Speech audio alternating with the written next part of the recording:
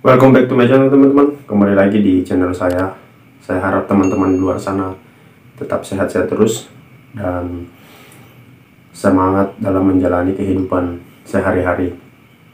Dan semoga dengan channel ini teman-teman bisa mendapatkan jawaban-jawaban dari setiap permasalahan atau setiap keresahan hidup teman-teman di dalam menjalani kehidupan ini, baik yang ada di dalam tubuh maupun di luar tubuh kita ya teman-teman ya. Dan pembahasan sebelumnya yaitu sudah kita bahas tentang dampak dari kesedihan dan kekecewaan. Dan kali ini teman-teman saya akan membahas tentang dampak besar ketika kita emosi berlebihan. Dan semua ini saya ambil dari segi pengalaman saya dan dari segi pelajaran kehidupan yang selama ini saya pelajari teman-teman ya. Semoga ini bisa menjadi jawaban dan bisa membuat teman-teman memahami arti dari setiap apa yang saya ucapkan. Biar nggak lama-lama, durasinya nggak panjang, kita langsung aja, ini dia. Baik teman-teman, malam ini kali ini saya akan membahas tentang dampak besar dari emosi berlebihan. Dimana kita pahami tentang emosi. Emosi adalah hal yang berasal dari dalam diri kita, bukan dari luar diri. Tapi dampak dari terjadinya emosi itu biasanya yang nampak dari luar diri kita. Makanya kita emosi. Dan harus teman-teman pahami tentang arti emosi. Emosi adalah sesuatu yang tidak kelihatan, tapi bisa menjadi fatal buat orang di sekeliling kita, baik diri kita sendiri maupun keluarga kita. Ketika kita mengalami emosi dan itu berlebihan, bisa berakibat fatal untuk diri kita sendiri. Kenapa? Karena ketika kita emosi berlebihan, secara berpikir kita itu sudah mulai ditutup dengan aura emosi kita yang berasal dari hati ya teman-teman ya. Emosi berlebihan bisa berdampak jelek baik dalam kesehatan tubuh kita maupun cara berpikir kita. Dan teman-teman sudah memahami tentang emosi, dan mungkin teman-teman juga bisa merasakan ketika teman-teman dalam kondisi emosi di mana kita tidak berpikir baik di dalam ketika kita emosi ya teman-teman. Apalagi kita berlebihan emosi, over dalam emosi, bisa mengakibatkan saraf yang ada di dalam pikiran kita atau dalam kepala kita itu bisa lebih fatal, dan detak jantung kita juga akan berpengaruh besar ketika kita berlebihan emosi. Dan ketika juga kita berlebihan emosi, dampak selanjutnya adalah kita bisa melukai orang lain tanpa berpikir panjang. Karena dari emosilah awal dari kehancuran sebenarnya. Karena emosi sesuatu yang tidak nampak teman-teman. Kenapa emosi muncul? Karena ingin menampakkan buktinya melalui diri kita untuk bisa melukai orang lain ya, bisa menyakiti orang lain, dan bisa merugikan diri kita. Emosi adalah salah satu energi yang membuat kita bisa menjadi boneka dan menjadikan kita sebagai permainan di dalam ketika kita menjalani kehidupan ini.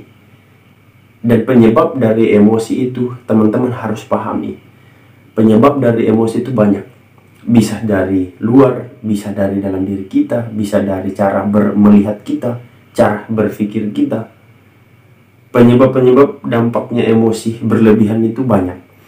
Jadi masukan buat saya untuk teman-teman, ketika teman-teman dalam kondisi emosi, usahakan teman-teman harus bisa mengontrol emosi teman-teman ya, karena ketika itu berlebihan, itu akan membuat fatal buat dirimu dan orang lain. Wajar ketika kita emosi, ketika kita diganggu, ketika kita dicurangi orang, ketika kita dibohongi orang, wajar kita emosi, tapi jangan berlebihan. Teman-teman harus pahami, emosi adalah salah satu energi yang membuat diri teman-teman bisa menjadi wadah untuk boneka mereka. Ketika emosi terlalu berlebihan, di mana kita sudah dijadikan boneka untuk bisa melukai keluarga, melukai diri sendiri, dan melukai orang yang mungkin kita sayangi. Jadi teman-teman harus bisa mengendalikan emosi teman-teman. Dan itulah dampak-dampak yang terjadi ketika emosi berlebihan. Dan kalian sudah paham, dan saya sudah memberikan masukan, dan itulah arti dari dampak emosi berlebihan. Dan kali ini saya akan membahas yang kedua. Saya akan membahas tentang caranya kita untuk bisa mengendalikan emosi dan dampak ketika kita bisa mengendalikan emosi. Dampak dari ketika kita mengendalikan emosi banyak, teman-teman. Ketika kita mengendalikan emosi yang berlebihan, itu akan bisa membuat kita lebih baik lagi. Kenapa? Karena dari energi negatif atau energi emosi yang sebenarnya tidak kelihatan dan cuma kita bisa rasakan, itu bisa kita olah. Ketika teman-teman bisa mengolah emosi itu dengan baik, teman-teman bisa mendapatkan sesuatu yang mungkin tidak didapatkan orang lain. Mungkin teman-teman bisa melihat orang-orang yang bisa mengobati orang lain, menyembuhkan orang lain dengan cara tanpa kelihatan. Itulah orang-orang yang bisa mengendalikan emosinya. Sesuatu yang tidak kelihatan dan kita bisa memberikan dan bisa berakibat baik untuk orang lain. Ya, jadi kekuatan dari emosi ini sangat berefek besar buat kita. Jadi harus teman-teman pahami, mengendalikan emosi, mengendalikan energi emosi yang ada di dalam tubuh kita itu baik, teman-teman. Yang pertama, baik untuk kesehatan berpikir kita, baik untuk kesehatan tubuh kita, baik untuk kesehatan jasmani dan rohani kita. Dan ketika kita juga bisa mengontrol emosi itu, kita bisa mengeluarkan dan bisa membantu orang lain. Ya, jadi itulah penyebab dari emosi. Dan emosi itu apa? Dan janganlah kalian dimanipulasikan emosi. Jangan mau dikontrol sama emosi. Karena emosi adalah awal dari kehancuran kita. Ya, tapi ketika emosi itu kalian bisa manfaatkan, akan berbuat baik untuk kalian. Jadi makanya kita diajarin dari sudut pandang keagamaan kita, diajarin untuk bisa sabar dan belajar untuk bisa lebih dewasa. Dari segi kemanusiaan kita belajar bisa mengerti apa penyebab terjadinya orang emosi. Jadi masukan buat teman-teman di luar sana, kita hidup saling berdampingan. Jadi kita hidup bisa saling merasakan rasa susah. Dari kesedihan, itulah kita harus belajar untuk bisa saling memahami satu sama lain. Jangan kalian mengutamakan ego. Jangan mengutamakan kebahagiaan diri kalian sendiri. Ketika ada orang membantu, ketika ada orang yang ingin melihat teman-teman itu bahagia, jadikan itu pelajaran dan kalian bisa menjadikan itu untuk bisa membantu orang lain, bukan untuk memanfaatkan mereka. Ya, jadi usahakan bisa menjadi manusia yang sebenarnya. Banyak sekarang yang saya lihat, manusia yang sekarang hanya bisa membantu, tapi untuk memperalat. Itu jawaban yang tidak fair dan tidak baik untuk kita.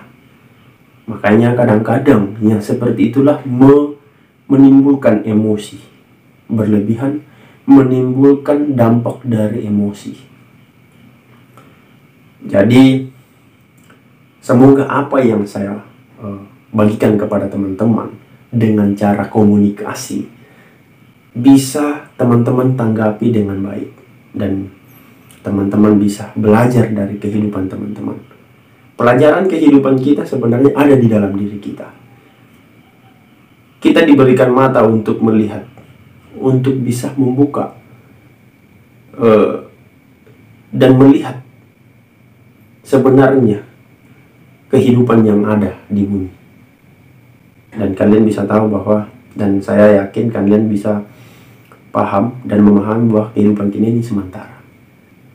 Telinga mata kita ada maksud dan tujuan diberikan Tuhan. Bukan hanya untuk melihat hal-hal yang jelek, bukan melihat hal-hal yang baik, bukan melihat hal-hal yang buruk. Mendengarkan sama seperti itu juga. Tapi kalian harus bisa pahami sedikit demi sedikit apa artinya semuanya. Tuhan memberikan. Jadi sampai di situ aja videonya teman-teman. Tidak panjang. Semoga ini bisa bermanfaat baik untuk teman-teman di luar sana. Dan seperti biasanya, bagi teman-teman yang suka dengan video ini, silahkan di subscribe, silahkan di like dan dibagikan kepada teman-temannya. Dan bagi teman-teman yang tidak suka dengan video seperti ini, silahkan di scroll dan jangan di subscribe. Sampai di sini aja videonya. Goodbye, sampai ketemu di video selanjutnya.